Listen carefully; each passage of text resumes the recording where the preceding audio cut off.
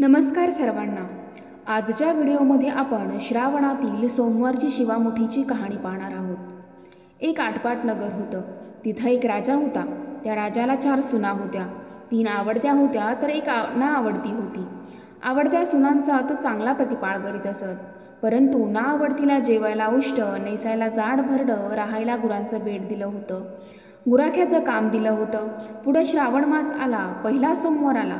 ही राणी गेली, रागकन्या देवकन्यांची भेट झाली। त्यांना विचारलं, बाई बाई कुठं जाता? महादेवाच्या देवळी जातो, शिवामूठ वाहतो। यानं काय होतं? भ्रताराची भक्ती होते, इच्छित कार्य सिद्धीत जातं, मुलं बाळं होतात, नाआवडती माणसं आवडती होतात, वडील मनुष्यांपासून सुखप्राप्ती होते। मग त्यांनी हिला विचारलं, तू कोणाची कोण? मी राजाची सून, तुमच्याबरोबर येते। त्यांचे बरोबर देवळात गेली। नागकन्या देवकन्या वसा बसू लागल्या। नाआवडती म्हणाली, काय ग बायांनो, वसा बसता? आम्ही शिवामुठीचा वसा बसतो। त्या वशाला काय करावं?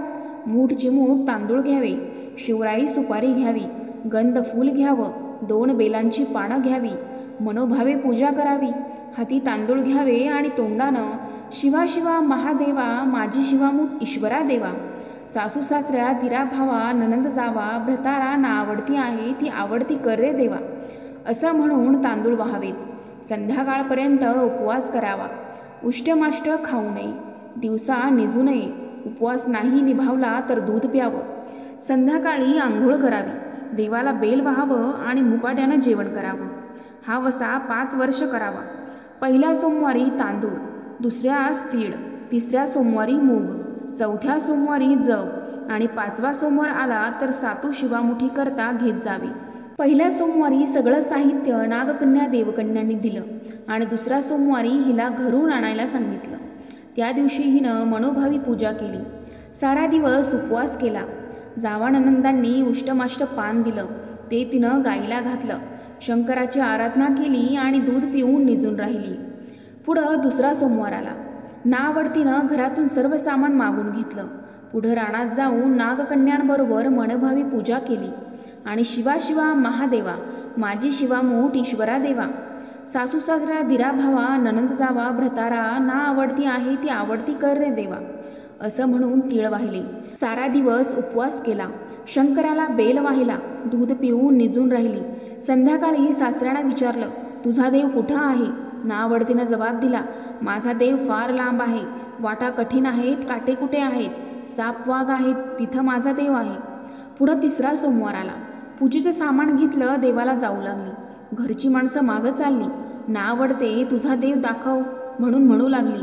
नाआवडतीला रोजचा सराव होता, तिला काही वाटलं नाही। यांना काटेकुटे पुष्कळ लागले। नाआवडतीची दया आली।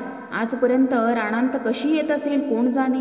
नाआवडतीला चिंता पडली, देवाची प्रार्थना केली, देवाला तिची करुणा आली। नागकन्या देवकन्या यासह वर्तमान देऊळ सुवर्णाचं झालं, रत्नजडिताचे खांब झाले, स्वयंभू महादेवाची पिंडे झाली। सगळ्यांनी देवाचं दर्शन घेतलं। नाआवडती पूजा करू लागली, गंधफूल वाहू लागली। नंतर मूग घेऊन शिवा शिवा महादेवा, माझी शिवामूठ ईश्वरा देवा, सासू सासरा दिरा भावा, ननंद जावा, भ्रतारा नाआवडती आहे ती आवडती कर रे देवा, असं म्हणून शिवाला वाहिले। राजाला मोठा आनंद झाला। नाआवडतीवर प्रेम वाढलं। दागिने घालायला दिले, खुंटीवर पागोटं ठेवून तळ पाहायला गेला। नाआवडतीची पूजा झाली। पूजा झाल्यावर सगळी माणसं बाहेर आली। इकडे देऊळ अदृश्य झालं। राजा परत आला।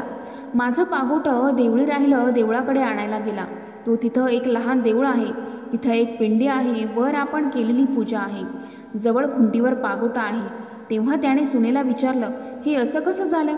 माझा गरिबाचा हाच देव, मी देवाची प्रार्थना केली, त्यानं तुम्हाला दर्शन दिलं। सुनेमुळं देव भेटला म्हणून तिला पालखीत घालून घरी आणलं। नाआवडती होती ती आवडती झाली। जसे नाआवडतीला महादेव प्रसन्न झाले, तसे तुम्हा आम्हा हो। ही 60 उत्तराची कहाणी वाचा उत्तरी सुफळ संपूर्ण।